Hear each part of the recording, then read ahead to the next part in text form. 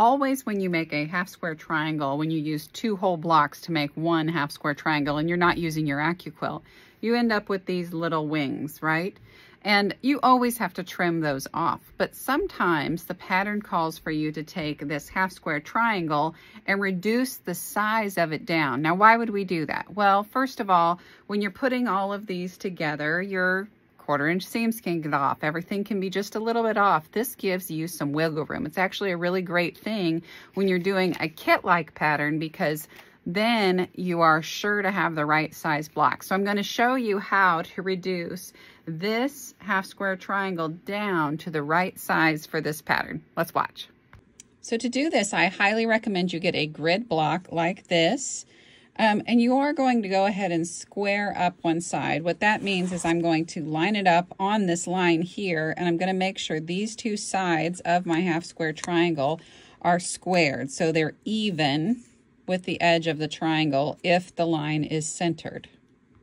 Next, you're going to take the half square triangle and we're going to reduce its size. So first, I'm going to mark the side, mark the notches of where I need to be. So this is a 2 3/8. I know some of you are like, I know you hate 3/8. 3/8 is easy because 4/8 is 1/2, right? So 3/8 is 1 less. So I went 1, 2, and there's my 3/8, and then I'm going to go 1, 2, and then my 3/8. Now I'm not going to draw a full line. You could, but I'm not going to because my hand's going to get touching it anyway and it might wash off. But this will help me as I'm squaring up this block.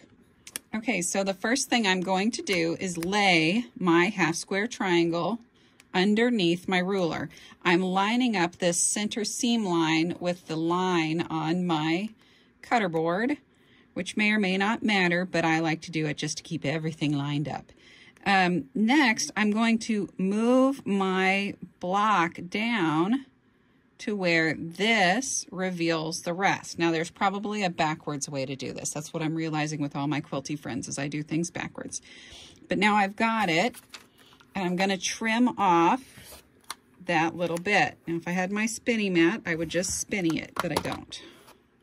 So then I have a 2 3/8 inch block that I can use in my pattern, because eventually I'm going to sew them together like this.